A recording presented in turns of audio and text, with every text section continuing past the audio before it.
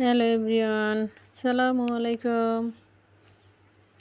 এই যে চলে আসলাম মজার একটি রেসিপি নিয়ে। হয়তো এটা আপনাদের কাছে সাধারণ মনে হতে পারে, কিন্তু এভাবে রান্না করে খেয়ে দেখবেন কতটা মজার হয়। তো এই যে এরকম পুঁই শাক নিয়েছি, শাকগুলি এত টাটকা ছিল। আমাদের এখানে শাক সবজি খুব টাটকা পাওয়া যায়, ওরা নিজেরা খেতে করে নিয়ে আসে। তো শাকগুলি আমি কেটে যে পরিষ্কার করে ধুয়ে নিচ্ছি, চালনিতে করে ধুয়ে নিচ্ছি যাতে পানি জড়ানো হয়ে যায়। তারপর দিয়ে দিলাম কড়াইতে। এভাবে রান্না করে খেয়ে দেখবেন, এই একটা শাক ভাজি দিয়েই কিন্তু আপনি পুরো এক প্লেট ভাত খেয়ে নিতে পারবেন, সাথে আর কোনো কিছু না হলেও চলবে। আর নিয়েছি এরকম জুলিয়ান কাটের আলু, যেটা ফ্রেঞ্চ ফ্রাই আমরা করি যেভাবে ওইভাবে। আর শাকের ডাঁটাগুলিও কিন্তু আমি ওইভাবেই নিয়েছি। তারপর একসাথেই দিয়ে দিচ্ছি পরিমাণ মতো লবণ। আশা করি আপনাদেরও রেসিপিটি ভালো লাগবে, আর এভাবে খেয়ে দেখবেন বাচ্চারাও খুব পছন্দ করে খাবে। যে বাচ্চারা শাক সবজি কিছুই খেতে চায় না, ওরাও খাবে। আর এই আলুটা কিন্তু ছোট বাচ্চাদের হাতেও আমরা এক পিস করে দিতে পারি, ওরাও একটু একটু করে খেতে পারে। আর নিজেদের তো আর সাথে আর কোনো কিছুই লাগবে না। দেখবেন হাজবেন্ডও বলবে যে খুব টেস্ট হয়েছে। তা একবার হলো করে খাবেন, রেসিপিটি ফলো করবেন আশা করি। তা আমি রেহানা পারভিন, আমার চ্যানেল রকমারি পাকের ঘর থেকে সবাইকে আমন্ত্রণ। আজকে আমি এই পুঁই শাক আর আলু দিয়ে কিভাবে ভাজি করে সেই রেসিপিটা শেয়ার করলাম। সম্পূর্ণ ভিডিওটি দেখার অনুরোধ রইল। এই যে দেখেন শাকের কালারটাও মাশাআল্লাহ খুব সুন্দর আসছে।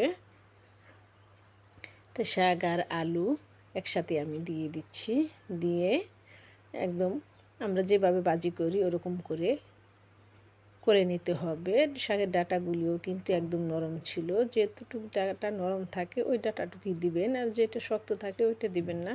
ওইটা অনেক সময় হয় কি খাওয়া হয় না, ফেলে দিতে হয়। অনেকেই চিবিয়ে খেতে চান না, যেমন আমি খেয়ে নেই, আমার হাজবেন্ড কখনোই খায় না। সে তার নাকি ভালো লাগে না, সে কোনো রকম একটু খায়। আর নিয়েছি বেশ কিছু মোটা করে পেঁয়াজ, কাঁচামরিচ, বাগারের জন্য রসুন কুচি, শুকনো মরিচটা দিবেন অবশ্যই। শুকনো মরিচের ফ্লেভারটা শাক সবজি ভাজি এগুলোতে খুব ভালো লাগে। তা শাকটা একটু মজে যাওয়ার পরে, মানে কমে যাওয়ার পরে আমি পেঁয়াজগুলো দিয়েছি, যাতে পেঁয়াজটা একটু আস্ত আস্ত থাকে। সেই পর্যায়ে আসলে দিবেন, না পেঁয়াজটা কিন্তু একদম গলে গেলে ভালো লাগবে না। পেঁয়াজটা যখন আপনি ভাতের লোকমা মুখে দিবেন, কামড়ে কামড়ে দাঁতের নিচে পড়বে, তখন দেখবেন কি একটা ফ্লেভার আর এত মজার হয় কি আর বলবো। তাই সবসময় শাকের ভিতর শাকের পেস্টটা একটু মোটা করে দিতে হবে। রসুনটাও একটু মোটা করে কেটে নেবেন। তারপর এই যেভাবে নেড়ে আবার ডেকে দেব কিছুক্ষণের জন্য। যখন ডাঁটা আর আলুগুলি সিদ্ধ হয়ে যাবে তখন আমি বাগার দিয়ে নেব। ওইদিকে বাগারের জন্য আমি শুকনো মরিচ আর রসুন কুচি করে রেখেছি। রসুনটাও একটু মোটা করে দিবেন পেঁয়াজের মতো, তাহলে ভালো হয় খেতে। রসুনের ফ্লেভারটা কিন্তু খুব ভালো লাগে। এই যে আমার কিন্তু কড়াই সিদ্ধ হয়ে গিয়েছে। এবার আমি আর কিছুক্ষণের জন্য ডেকে দিয়ে বাগারের সব রেডি করে প্রস্তুতি নিব। এটাকে আমার আগে বেড়ে নিতে হবে, অন্য একটা পাত্রে তুলে নিতে হবে। তুলে নিয়ে এই পাত্রে আমি তেল দিয়ে দিব।